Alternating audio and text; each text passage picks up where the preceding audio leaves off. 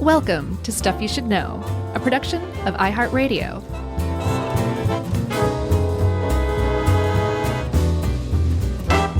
Hey, and welcome to the podcast. I'm Josh, and there's Chuck, and this is part 2 of our two-parter on the assassination of Martin Luther King Jr. That's right. Where we left off with part 1 was the funeral of Martin Luther King Jr., and we're going to pick up now with the investigation and the manhunt. And while we're talking about that, we might as well go ahead and say it's still perhaps the largest manhunt in FBI history, depending on who you ask. Cost a couple of $1 million in those dollars, 3,500 investigators, and it was all just a bit awkward because, as we all know, or maybe some people don't know this, but the FBI had been tracking Martin Luther King Jr. since 1956, so for 12 years under a program called Racial Matters. And then, I don't think they meant like matters, like race matters. No, I think they meant the other way, like the matters of race. Right. And then in 1963, they started tapping his phones under the Communist Infiltration Program. And J. Edgar Hoover was still around at the time because it seems like he was there for 300 years.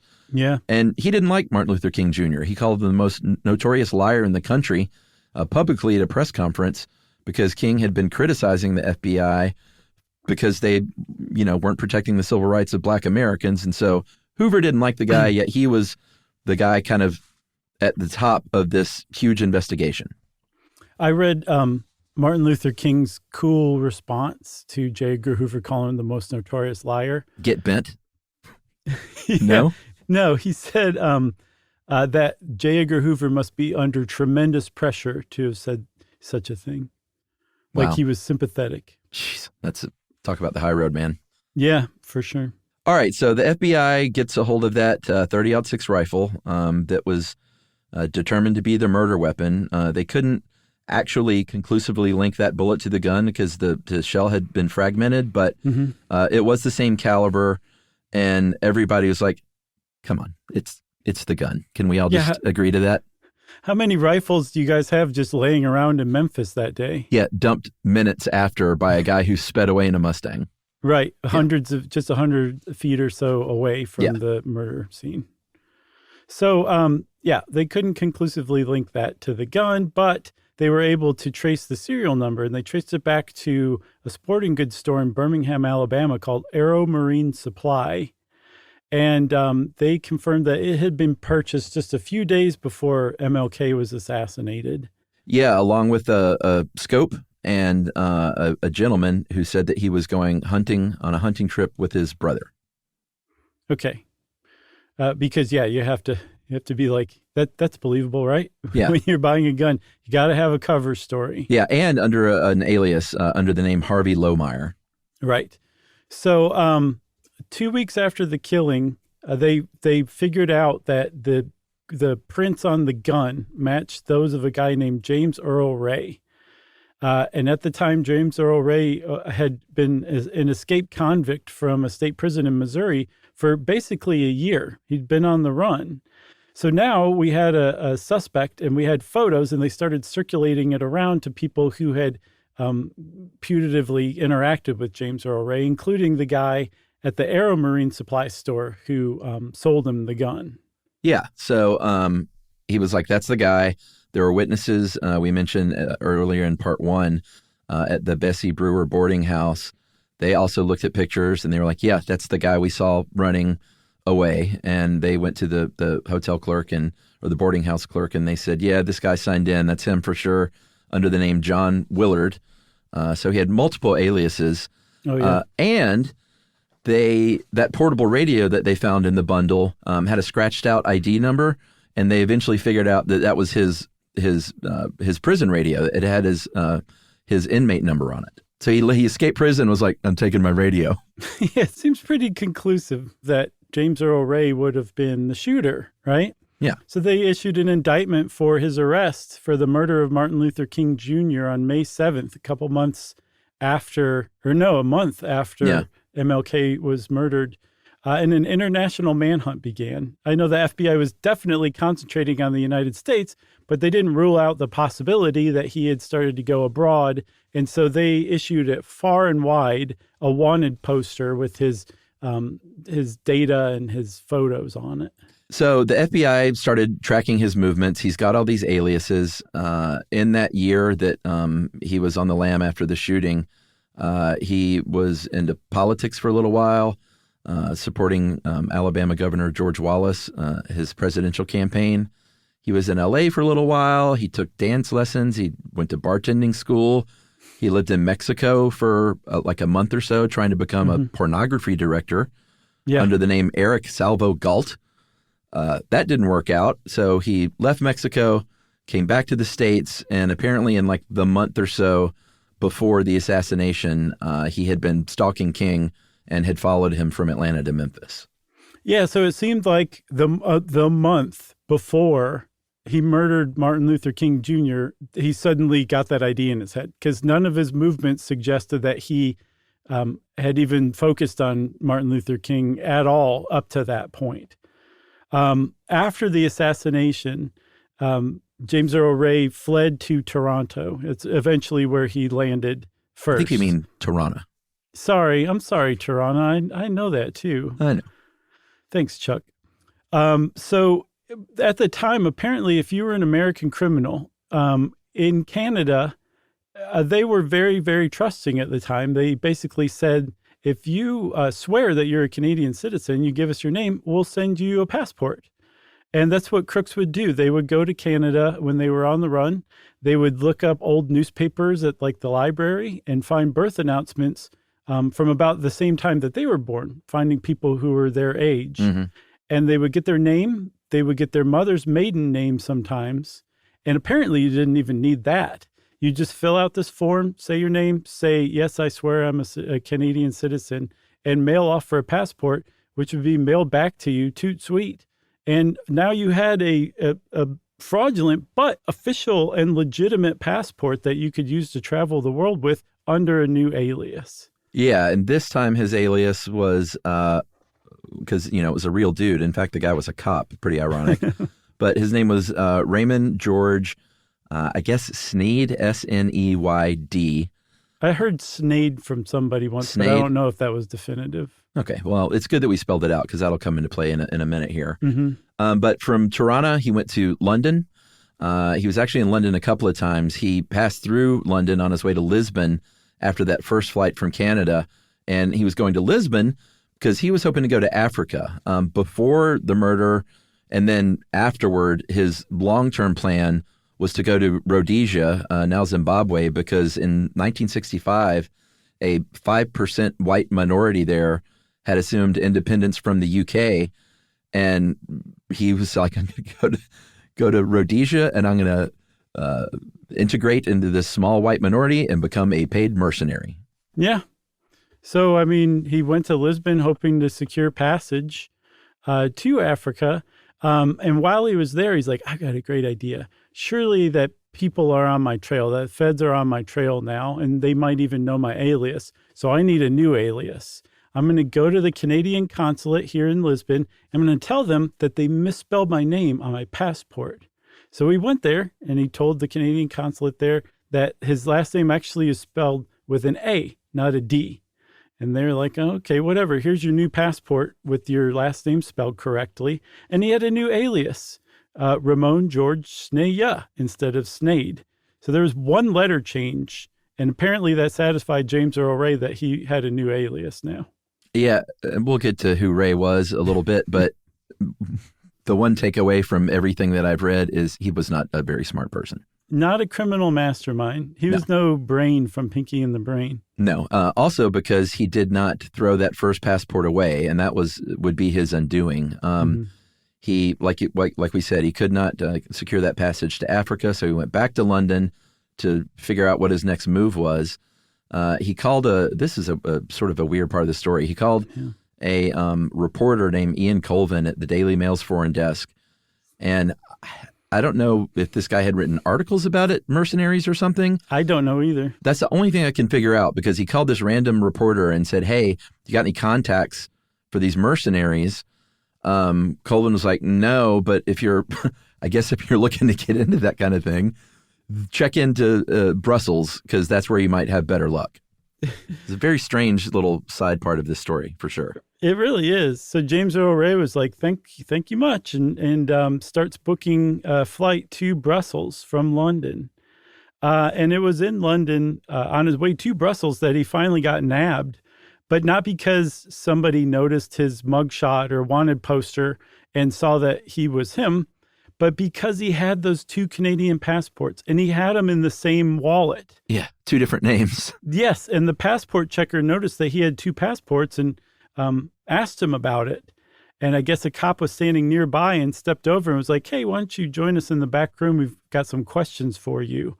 And that was it for Ramon George Snea. Yeah. He was quickly identified as James Earl Ray. He had a .38 caliber pistol tucked in the back of his pants going to board a plane. You could do that back then because they didn't even have metal detectors. Yeah. As long as you didn't shoot it off because you were excited during takeoff right. in the plane, then they didn't really care. Yeah. So he was confirmed as James Earl Ray. He was taken into custody and on July 19th was flown back to the U.S. to stand trial. And that seems like a great place for our first break.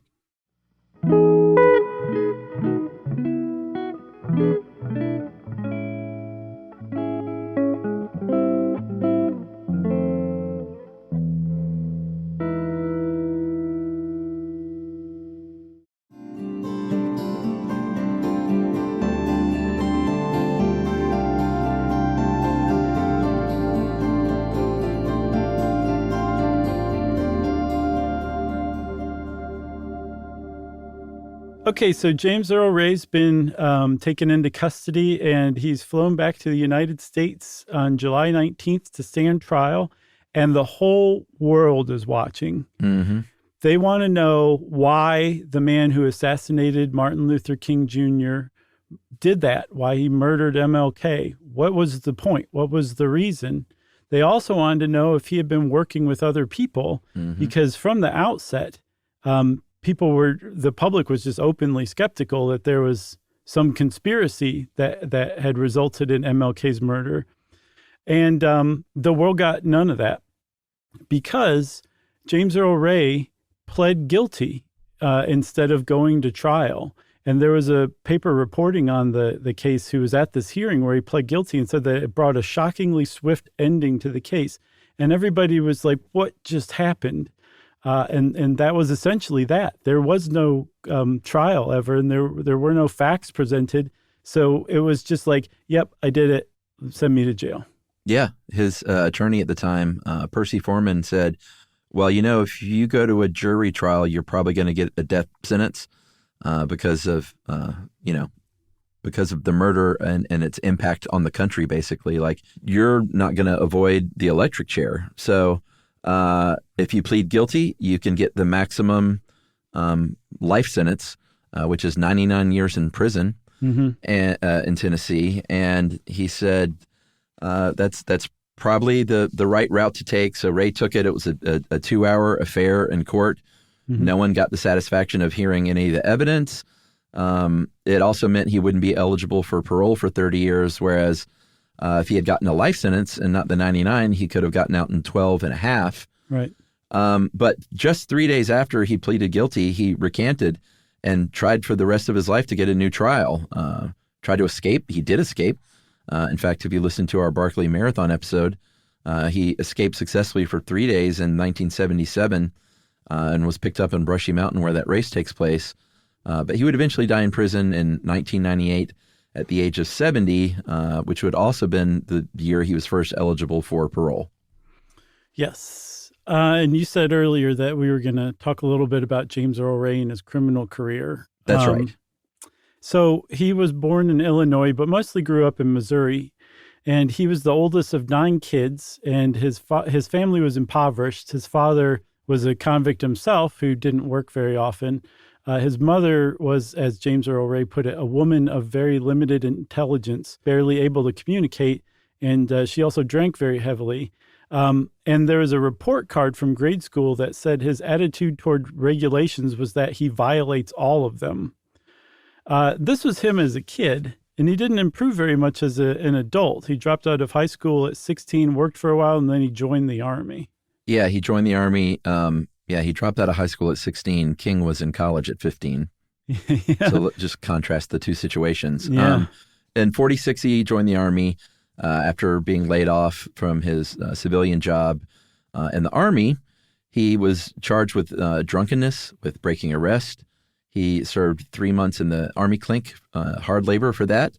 He was discharged less than honorably for, quote, ineptness and lack of adaptability to military service in 1948, so just a couple of years in the Army, and then was a drifter and a petty criminal who was in and out of jail over and over. Yeah, and he was serving a 20-year sentence for robbery in Missouri. He started it in 1960 when he broke out in 1967 and began that year on the lam that culminated in the assassination of MLK. Yeah, and it was really a 20-year prison sentence for everything, because it was a pretty small robbery at Kroger that wouldn't have gotten a 20-year, but he had other armed robbery convictions, he had mail fraud convictions, and escape attempts. So it was like, hey, we're just going to try and put you away for a while. Right. And if you're curious how he escaped, he hid in a bread delivery truck that was leaving the prison. I heard that too. Yeah. You would have found me eating loaves of bread too. With your little portable radio, prison radio. That's right. Just snapping my fingers with a mouthful of bread. So his criminal history, just because you're a lifetime criminal doesn't mean you're good at it. Yeah. And James Earl Ray is an excellent example of that. Time magazine described him back in 1977 as a bungling petty gunman and burglar whose life of crime has mostly been one fizzle after another. And they weren't lying, because some of his greatest hits that they went on to cite was that at one crime scene, he dropped identification. He dropped his ID. Yeah. One holdup in a neighborhood, he got lost as he was making his getaway, ended up driving back into the neighborhood where he just robbed somebody and was caught by the police who'd arrived on the scene by then. Yeah, who were apparently surprised. I imagine they were like, oh, wait a minute. Is that him coming back? Yeah, get a load of this guy. Another time he came back to re-rob a place he had already robbed, re-entered the window to get more stuff. That is a no-no. That is crime 101. Yeah, get out of there. I'm not a criminal, but I would get out of there. So even when he was in London, too, when he was on the run, after assassinating MLK, he carried out not one, but two bungled robberies. It's crazy. One was a bank, and he managed to only get 100 pounds from a bank. Yeah. The other was a jewelry store where he got nothing because the owner knocked the gun out of his hand and pressed the alarm. So James Earl Ray ran away. And these are Londoners. They're not used to knocking guns out of hands, and this guy still managed to do it. That's right. Yeah, he just was not a very good criminal, even though he tried it over and over again. And he was successful. I mean, he did successfully rob people and break into places and all that. But if you put it all together, he didn't have a violent criminal rap sheet. He was just kind of this petty criminal. That's how he supported himself in life as a criminal who went from that to murdering one of the most important Americans in history in one single action, seemingly overnight. And a lot of people say that just doesn't add up. Yeah, and, we don't lend our show and ourselves to conspiracy. We're not conspiracy-minded, generally. No. But you don't have to be to look at this and say, he probably didn't act alone. It just doesn't add up, like you said. So there have been congressional committees over the years. There have been family members of Martin Luther King Jr. that said, yeah, this was part of a conspiracy. There's never been any solid agreement on what kind of conspiracy and who else was behind it. Mm-hmm. And we're not going to get into the nitty gritty of all there's a lot of discounted stuff and stuff rabbit holes you shouldn't even go down. Yeah. So we're not going to get into those, but we are going to talk about the legit idea of a conspiracy and who could have been involved, like for real. Yeah, because again, how did this petty criminal plan an assassination that he successfully carried out, and then also in a panic, like dropped the murder weapon and ran off in a place where it would be found within a minute or two? Yeah. Where did he get the funding that he would need to support himself for a year on the lam and then to travel abroad to flee after the assassination? These are just a few of the questions people have come up with. And the obvious solution is that he had help in some way, shape, or form. But another really big question that I think that a lot of people overlook is why? Like, why did he murder Martin Luther King Jr.? He wasn't known as a fanatic. He was a racist. And like we said, he supported George Wallace for his segregationist presidential bid. But he wasn't like a fanatic. And also, like, he didn't have any particularly deep emotions one way or another for MLK. He just was his murderer. And it just does not make a lot of sense. Yeah, so after he retracted that confession, just days after his conviction, he started saying, I was set up, and I was set up by a guy named Raul. So supposedly he had a lot of interactions with this Raul guy, but he went from describing him as a Latino with blonde hair to a French Canadian with red hair. Nobody ever witnessed him with anyone that looked like either one of those people. A lot of people think there is no Raul at all. But he still could have had help, from someone else. Yeah. So you mentioned congressional committees that concluded that there was some sort of conspiracy. One of them was House Select Committee on Assassinations in 1978. And they said that there was a likelihood of conspiracy in the assassination of Dr. King, but they didn't think like Raul was involved or anything like that. Right. It was much more pedestrian and mundane, and in my opinion, then much more likely as far as the conspiracy theories go. But they put it on two prominent but shady St. Louisans. I'm pretty sure that's what you call people from St. Louis. One was a former stockbroker who became a motel owner. His name was John R. Kaufman. The other was a patent lawyer in town named John H. Sutherland. And both of them were dead by the time the committee hearings were held in 1978. But they supposedly put a bounty on MLK's head. And James Earl Ray, whose brother was a tavern owner in St. Louis at the time, heard about this bounty and decided that he would go ahead and murder MLK and collect on the bounty. And I also saw that he probably believed that as a white man, he would never be convicted of murdering a black man in the South. And even if he did, George Wallace was definitely going to win the 1968 election, and Right. George Wallace would pardon him. So if you put all that together, it really seems like a pretty legitimate explanation for the whole thing. Yeah. As far as Martin Luther King Jr.'s widow, Coretta Scott King, she always thought the FBI might have had something to do with it. She knew that they had been surveilled and their phones had been tapped. She thought they, were a possible, bad actors. They even, this is sort of startling, and in fact, it startled the country in the late 90s. But they came around to believing James Earl Ray, Dexter Scott King, one of his sons, visited James Earl Ray in prison. They pushed for him to get an appeal. He apparently asked him point blank, like, did you kill my father? And James Earl Ray said, no, I didn't. No. And then apparently he also said, but like I say, sometimes these questions are difficult to answer. Sometimes you have to make your own evaluation and maybe come to the conclusion. I think that could be done today, but not 30 years ago. Which is...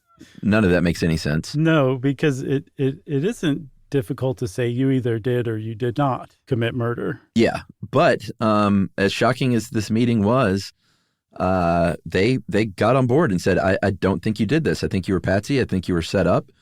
And a lot of Americans were confused and a lot were offended. Pulitzer Prize winning biographer of Martin Luther King Jr., David Garrow, said that Dexter King's support of Ray was egregious and embarrassing. Yeah. I say we take a break and we come back and kind of stick with the late 90s, because the 90s were a big decade for conspiracy theories and the MLK assassination. How about that? Yeah, let's do it.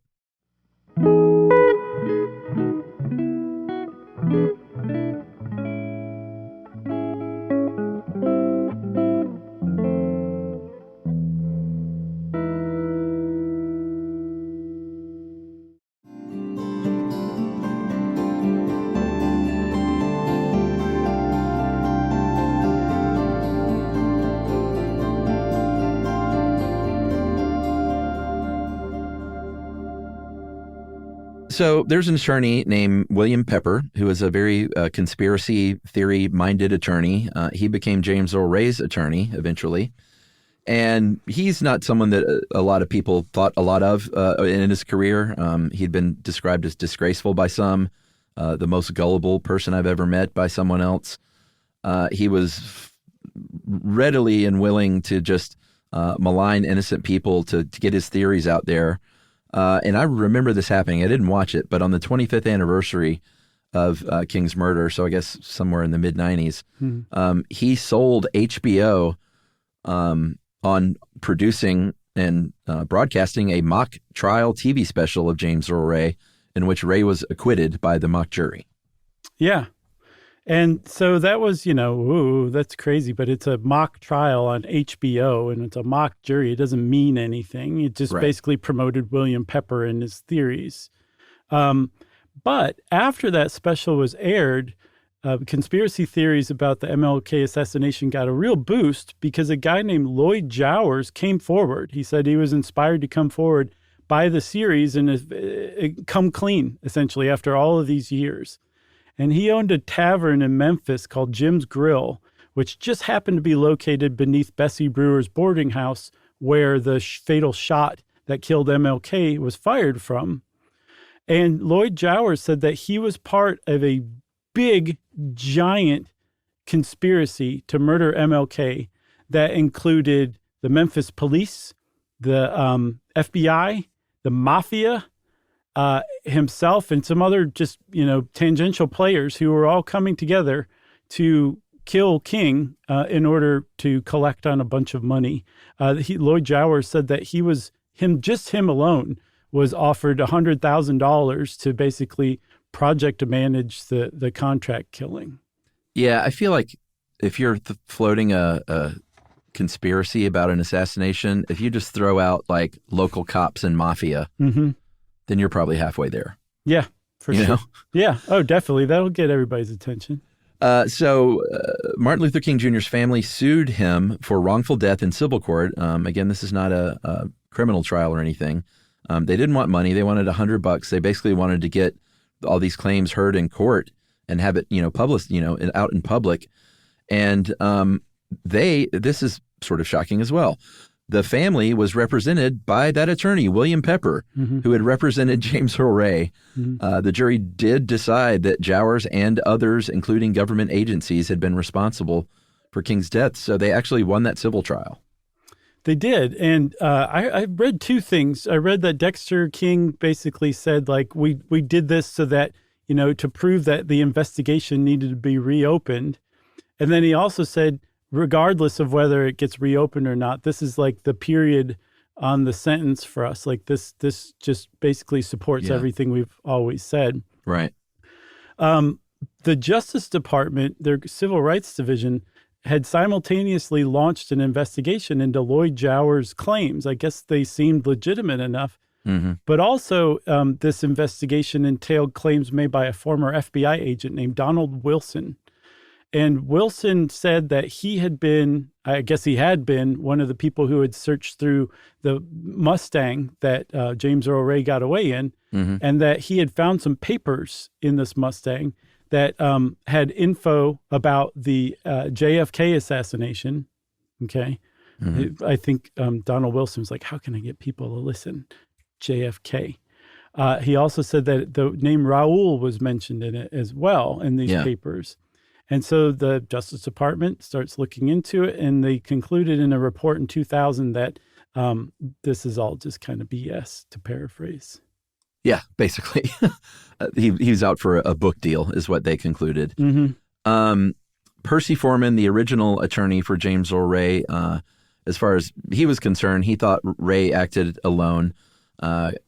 His biographer, William Bradford Huey, also said, yeah, I think he acted alone, and he was trying to just become a bigger criminal and like impress larger criminals that he was a valuable guy to work with. Right. Yeah. There was an investigative reporter, too, who investigated James Earl Ray, as investigative reporters do. His name was George McMillan. He interviewed a bunch of Ray's fellow prisoners from the Missouri prison that he broke out of in 1967. And they were like, yeah, he was a huge drug dealer in prison. Like, he was rolling in it. One of them claimed that he was able to smuggle out $6,500 from the prison. Yeah. And in today's money, that's about $60,000. Yeah. So that alone, if true, satisfies that really big question about how could this petty criminal support himself for a year on the lam. Well, $60K can go a long way, especially if you're committing other crimes. But yeah, it sounds like he blew a lot of it on bartending school and dance lessons. Still, you could live for a year on $60K, no problem. Yeah, and he had to buy some of that camera equipment because he tried to be a porn director in Mexico. That's right.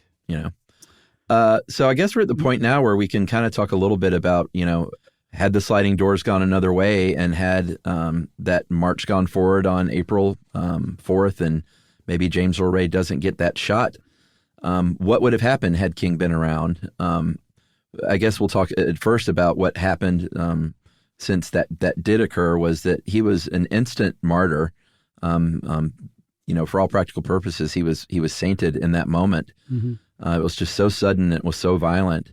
And the polling, we talked about polling in episode 1 about how white Americans felt about him. In 1966, people polled 36% of all Americans had a favorable opinion of King, 27% of white America. And in 2011, that number had gone to 93% of white Americans had a favorable view of King, and 81% of all American adults said he had a positive impact on the U.S. So that's from 66 to 2011, but that was also happening at the time, like in the days and months before and after. There was a stark difference, right? Yeah, there was an almost immediate change in opinion of him after he died. It was like the band Cinderella said, you don't know what you got till it's gone. That's right. There was this just complete happenstance study that had been carried out in February and March of 1968, where they sent 10,000 surveys to college and university trustees, I guess to take a pulse on the university and college trustee subculture. Yeah. That asked, among other things, how they felt about Martin Luther King, how they felt about his views, how much they aligned with their own views. And after MLK was assassinated, they went through and they separated the surveys that they'd received before his death and after his death. And there was a stark difference. Before he was assassinated, 36% of the respondents said that they held similar views to King. After the assassination, that rose to 50%. This is within a couple weeks. Yeah. Before the assassination, 30%, more than 30%, said that King's views were very unlike theirs. Afterward, it dropped down to 19%.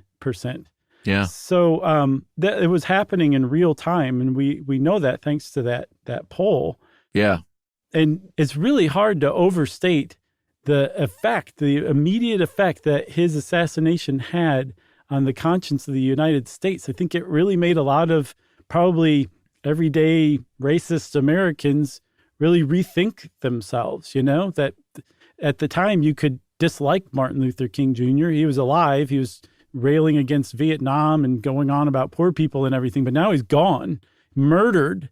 And it just something like that can really shock people into focusing more on themselves and on their viewpoints than otherwise you would. Yeah, for sure. One thing that definitely came out of this was Lyndon Johnson kind of used this to get the Fair Housing Act of 1968 passed. It had failed in 66 and 67. So it wasn't a bill that looked like it had an immediate future. So he kind of did the same thing with the Civil Rights Act of 64 right after JFK was assassinated. Mm-hmm. So, very politically savvy to kind of get these things passed through when the nation would have been more on board with that and politicians would have been more on board. Maybe wouldn't have been able to get it passed through in 68. And then he had already announced that he wasn't running for re-election before the assassination. So given what happened with Nixon and then Reagan coming in, if King had lived, it's doubtful that he would have had the kind of relationship that he had with Johnson, with those two guys. Yeah. But remember also that he and Johnson had already had a rift because of MLK's more open vocal stance against Vietnam. Yeah. And, he would have definitely kept railing against Vietnam. So that rift would have widened even further. And also, general Americans' opinions of him probably would have declined even further because remember, after that 1967 Vietnam speech, his popularity, especially among white Americans, just plummeted, in part because he called the U.S. government the greatest purveyor of violence in the world today. That's a pretty direct shot against, the government. And if you are all about the government and this, black civil rights leader saying stuff like that, you're going to take your angst out on the black civil rights leader who's saying it rather than stopping and questioning whether he's right. Yeah, for sure. A lot of people point out that like he would have continued to work for civil rights for black Americans, but also may have started championing the cause of the LGBTQ rights as a community. Coretta Scott King vocally supported this stuff, after his passing. Mm-hmm. And Martin Luther King Jr. worked very closely with a gentleman named Bayard Rustin, an openly gay civil rights advocate who could have kept himself in the closet, but very much was out. And so people think that, King probably would have taken up that cause as well later on. Yeah, we did an episode from 2015 on the March on Washington. We talked about Bayard Rustin a lot. Yeah. He's also often compared to Nelson Mandela. Had MLK lived, people say like he might have followed some sort of trajectory similar to Nelson Mandela's, but Mandela became president of South Africa. Would MLK have ever run for president? From what I saw, most historians say probably not. That was never an aspiration of his. Yeah. And in fact, he actually turned down an offer to run on a third-party ticket, the People's Party ticket, for the 1968 election with pediatrician, the author of the very famous baby book, Dr. Benjamin Spock, who had turned anti-war activist as his vice president. So he probably would not have ever run for president, but he still would have remained a very potent, powerful voice for civil rights for everybody. But had he not been assassinated, I don't think his legacy would be anything like it is today. Yeah. How great, though, would it have been to be able to source a King Spock 68 T-shirt or bumper sticker? I guess somebody dummied that up, or else. Oh, really? It got far enough that somebody made buttons, because I saw an image of that on the internet. I don't know if it was made up or not. You can't tell these days, You can't. And then this all culminated finally with Martin Luther King Jr., the national holiday. The campaign for that federal holiday began just a few days after he was killed in 1968. And it would be installed in 1983. It took a little while. Representative John Conyers, a Democrat from Michigan, reintroduced that legislation every single year with the backing of the Congressional Black Caucus, which he helped found, and it was denied every single year until 15 years later when President Ronald Reagan signed that bill, making the third Monday in January a federal holiday. And then it was first observed in 1986 by everybody, very famously, except for Arizona. Mm-hmm. They were the last holdout. I remember this happening very well. Oh, me too. Mainly because of the great song By the Time I Get to Arizona by Public Enemy that came out. So we got that out of it, which is pretty great. But the NFL was like, you know what? You're not getting the Super Bowl in 1993. And then after that, they said, all right, we'll get on board. So we can have a Super Bowl. Whatever it takes, by any means necessary. Arizona, get it together. They did. That was way back in 1993. Those policymakers are all dead and gone by now. I know. I lived in Arizona. I love that place. Oh, yeah, that's right. Yuma, right? Yeah. Did you ever take the 310? No trains. Okay. Well, since I made Chuck laugh, I think that we should end on a high note here and say that it's time for listener mail. That's right, by pointing out a Josh math error. Oh, great. So sorry. Let's do it. Hey, guys, always laugh when hearing when you quickly correct yourselves before the emails start. I didn't hear that one today, though, and I'm sure you'll get more than just this email. Actually, Andrew, we didn't. You were the only one that caught this. Oh, nice. Way to go, Andrew. This was in the, what would this have been? GPS, I guess. Okay. Oh, by the way, I never posted that what do you call it when things intersect? The Venn diagram that I sent you that said bingo. I need to put that on our Instagram. Yeah, please do. I'll do it. Hey guys, when Josh was describing the 2D trilateration circles and distance from Denver, he said to draw a circle around the named city with a diameter of distance described, but that would be a circle half too small. You need a circle with a radius for that distance or a diameter of twice that radius. Your compass would be set to the width of the distance you are from the city, and you draw that circle, which would give you a circle around a city where every point on that circle is that described distance from city center point. That makes sense. And this is from an electrical engineer in Knoxville, Tennessee, Andrew White, who said, "It makes me happy to listen and learn from you all each day." So I trust you, Andrew, because you're an electrical engineer. Yeah. Andrew White, the fastest compass in Tennessee. Thanks a lot, Andrew. I totally get that. That was very well explained. Better than I explained it, for sure. And if you want to be like Andrew and correct my math, there's not really much sport in it, but you can still do it anyway by sending us an email to stuffpodcasts@iheartradio.com. Stuff You Should Know is a production of iHeartRadio. For more podcasts from iHeartRadio, visit the iHeartRadio app, Apple Podcasts, or wherever you listen to your favorite shows.